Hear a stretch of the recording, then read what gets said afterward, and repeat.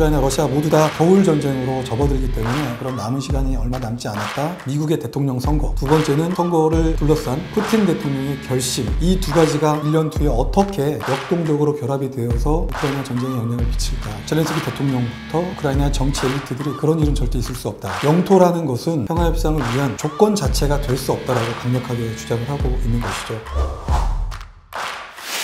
안녕하십니까. 한국국방연구원 안보전략연구센터의 구진호 연구위원입니다. 서울신문 구독자 여러분 만나서 반갑습니다.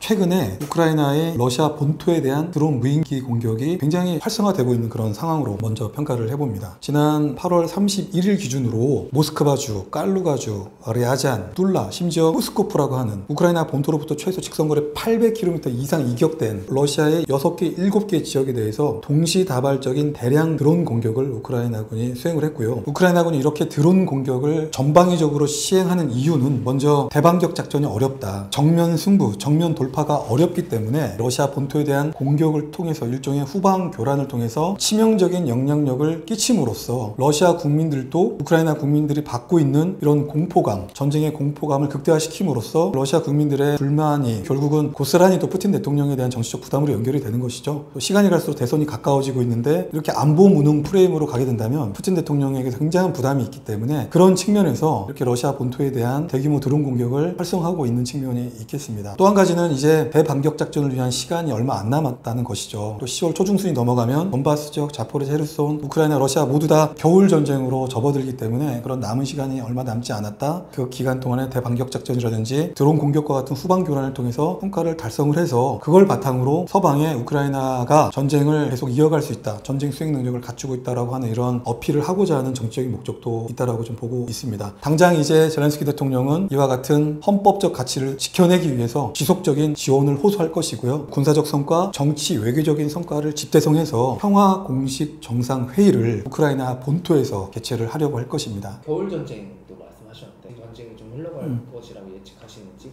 일단 단기적으로 앞으로 이제 곧 겨울 전쟁으로 들어가게 될 텐데요. 작년에 겨울 전쟁의 모습을 봐도 우크라이나, 러시아군 모두가 그 전선에서의 큰 변화의 모습은 없었죠. 큰 변화가 있었다면은 작년 11월에 러시아군이 헤르손 서안 지역으로부터 철수했던 것, 그것 외에는 큰 변화가 없었기 때문에 작년 겨울 전쟁의 상황을 보더라도 올해도 역시나 큰 변화 없이 소모전 그리고 교착 상태가 지속될 것이다. 이렇게 평가를 해보고요. 현재 단계에서 어쨌든 이 전쟁은 러시아는 장기 소모전을 지속하겠다라고 명확하게 그런 상태이고 우크라이나군도 마찬가지 영토 회복할 때까지 전쟁을 계속하겠다고 하는 입장이기 때문에 단언하기는 굉장히 어려운 상황이라고 좀 보고요. 어쨌든 중요한 변수가 있다면 미국의 대통령 선거, 두 번째는 선거를 둘러싼 푸틴 대통령의 결심, 이 두 가지가 1년 뒤에 어떻게 역동적으로 결합이 되어서 우크라이나 전쟁에 영향을 미칠까. 결국 이 두 가지가 전쟁에 영향을 미치는 결정적 변수가 되리라 전망을 해봅니다. 대선 전까지는 웬만하면 끝나지는 않을 거라고 보시는?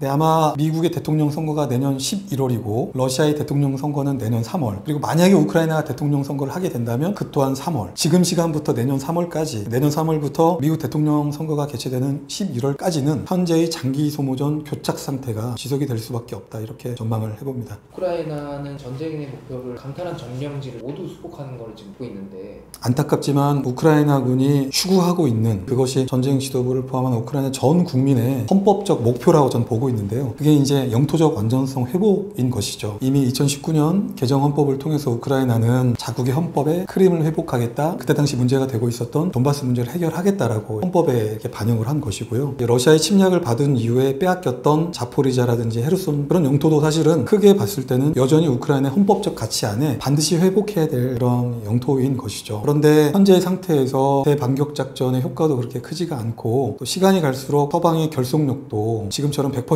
어떤 그런 효과를 유지하기보다는 결속력에 약간 균열이 발생할 가능성이 더 크기 때문에 그런 측면에서 지금보다 앞으로는 영토적 완전성 회복이라는 전쟁 목표를 달성하기가 좀 더더욱 어려워지고 있는 것이 아닌가 이렇게 좀 평가를 해보고요. 최근에 스톨텐베르크의 비서실장이라고 하는 인사가 우크라이나에 나토 가입하고 빼앗긴 영토 러시아에 줘서 평화를 위한 그리고 종전을 위한 이런 좀 계기를 만들어야 되는 것 아니냐 이런 이제 말이 나와서 우크라이나 입장에서는 당연히 발끈할 수밖에 없었고 있었고, 사실은 노암 촘스키라든지 이런 반전주의자들도 이 전쟁이 발발했을 때 비슷한 해법을 제시를 했던 것이죠. 그래서 안타깝지만 우크라이나 입장에서는 빼앗긴 영토를 러시아에 인정하되 나토에 가입하는 그 자체가 상호간의 불가침 조약의 성격이 있으니 그렇게 함으로써 우크라이나는 어떤 안전 보장을 받는 것이 지금으로서는 합리적인 대안이 아니냐, 이제 이런 의견이 있었던 것이죠. 그런데 우크라이나는 여전히 젤렌스키 대통령부터 우크라이나 정치 엘리트들이 그런 일은 절대 있을 수 없다. 영토라는 것은 평화협상을 위한 조건 자체가 될 수 없다라고 강력하게 주장을 하고 있는 것이죠. 그래서 젤렌스키 대통령도 여러 계기에 그와 유사한 얘기를 직간접적으로 하고 있고요. 그리고 라다에서도 최근에 영토는 절대 정전이라든지 종전을 위한 협상의 조건이 될 수 없다라고 하는 결의안을 채택을 했습니다. 이런 것을 종합적으로 봤을 때 우크라이나는 힘들지만 헌법이 규정하고 있는 영토적 완전성 회복을 위해서 그들이 할 수 있는 모든 노력들을 우크라이나 국민과 함께 그리고 미국을 포함한 서방의 파트너 국가들과 함께 해 나가겠다고 하는 이런 결기에는 변함이 없어 보입니다.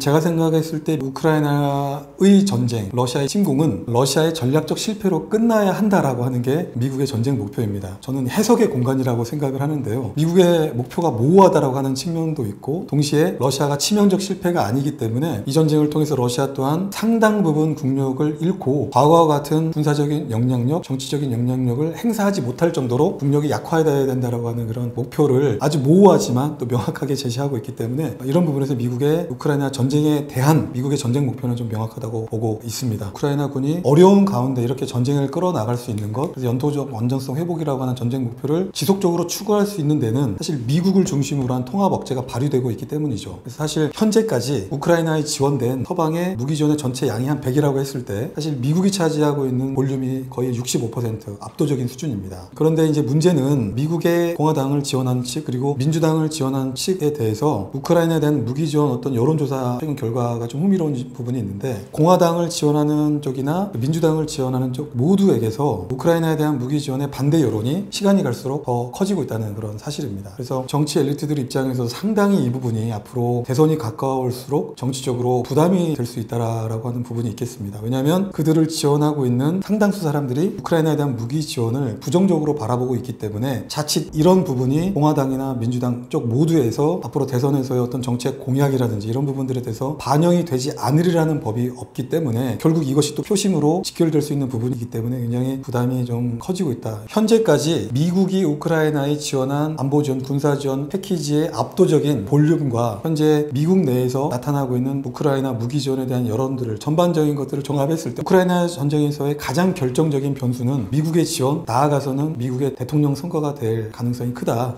이렇게 좀 볼 수가 있겠습니다. 사실 우크라이나는 계엄령 상황인 것이죠. 그래서 90일 단위로 계엄령을 계속 연장해서 가져가고 있는 상황이고요. 우크라이나 헌법상 계엄령 상황에서는 대선을 치르지 않아도 됩니다. 사실 젤렌스키 대통령이나 우크라이나의 정치 엘리트들은 당연히 대통령 선거를 사실은 치르지 않아도 된다라고 하는 이런 생각들을 가지고 있었는데 최근에 이제 공화당의 그레이엄 의원이 우크라이나를 방문하고 젤렌스키 대통령을 면담한 자리에서 우크라이나 대통령 선거 필요성을 이제 언급을 했고요. 젤렌스키 대통령은 미국이 우크라이나 대통령 선거를 치를 수 있도록 선거자금, 지원금을 지원을 해주고 또 선거를 치르려면 실제 전선에 투입되어 있는 우크라이나 장병들도 선거권을 행사를 해야 되는데 위험하지 않느냐, 선거가 정상적으로 치를 수 있도록 지원을 해줘라. 그 얘기는 전선에 일종의 선거 감시단을 미국이 좀 보내줘서 안전하게 선거를 할 수 있도록 좀 도와줘라. 이게 좀 전제 조건입니다. 그래서 약간 과거와 다르게 우크라이나에서도 어떤 대선 필요성에 대해서는 그동안에는 이렇게 좀 덮어두고 소홀히 한 측면이 있었으나 미국 조야에서도 우크라이나의 민주주의를 위해서 그리고 회복력을 강화시키기 위해서 선거의 필요성을 저는 주장하고 있다고 보고 있는데요. 우크라이나 입장에서 이제 부담이 되는 것이죠. 그동안에는 대통령 선거 안 치르는 걸로 생각을 했는데 미국에서도 직간접적인 선거에 대해서 강조를 하고 있으니 선거에 대해서 생각을 안 할 수가 없는 것이죠. 그래서 미국을 포함한 서방에서 우크라이나가 대통령 선거를 민주적으로 잘 치를 수 있도록 지원해주고 또 선거 감시단을 보내주면 고려해 볼 수 있다. 이런 입장으로 일부 선회를 하거나 그런 입장을 좀 보이고 있는 특이한 점이 있겠습니다. 사실 푸틴 대통령이 원하는 이 전쟁의 목표는 모호하지만 또 한편에서는 명확합니다. 우크라이나의 탈나치와 비무장화를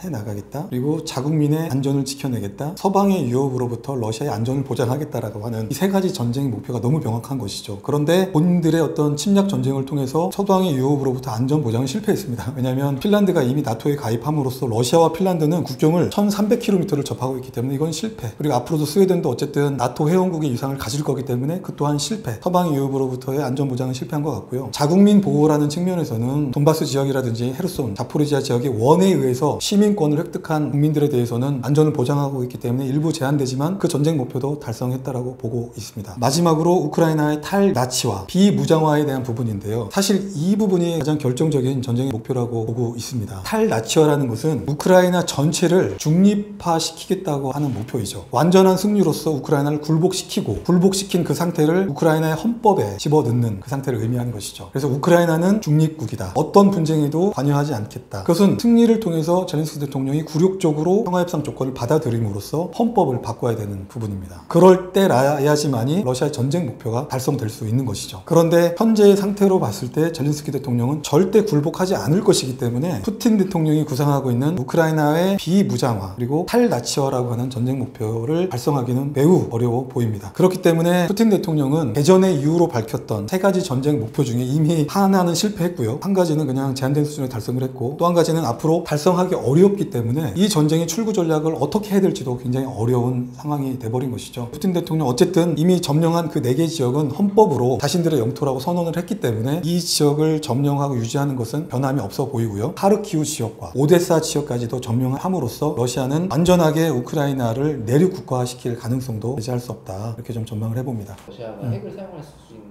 가능성도 있을지. 러시아의 안전 보장을 위해서, 러시아의 국가 존립을 위해서 핵무기를 사용할 수 있다라고 사실 여러 차례 강조를 했고요. 푸틴 대통령은 과거의 역사 속에서 실제 핵무기를 사용했던 적이 있다라고 여러 차례 얘기를 했습니다. 그렇게 함으로써 본인들이 굉장히 어려운 상황에 직면할 때마다 핵 태세를 높임으로써 서방이라든지 우크라이나가 선을 넘지 않도록 하기 위한 일종의 긴장 고조를 통한 긴장 완화 정책을 지속적으로 써왔습니다. 그런데 아직까지는 어쨌든 핵무기를 쓰지는 않았죠. 그럼에도 불구하고 1%라고 하는 이 가능성, 그래서 핵무기를 사용할 수 있는 가능성을 의미하기 때문에 러시아가 핵무기를 쓸 수도 있다라고 하는 가능성은 여전히 열려 있다라고 보는 것이 좀 타당할 것 같습니다.